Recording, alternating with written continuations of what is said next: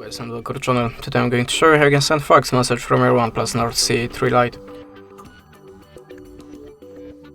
So in the first step we have to open the Play Store, then tap on the search bar and look for the fax app. I will use the EasyFax, so we can launch it now. Sorry.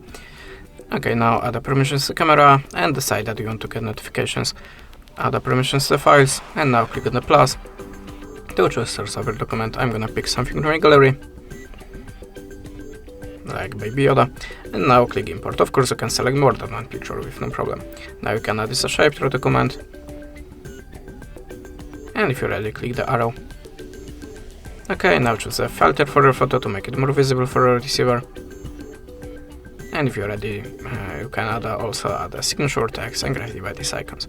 If you're ready, click accept, type the number in this place, choose the country from the list, and now you can add more documents by this little plus, maybe from the other source. If you want to send the documents from this list, just get your third case or just tap on this button. And that's it. Thanks for watching, leave us a subscribe or a comment, and goodbye.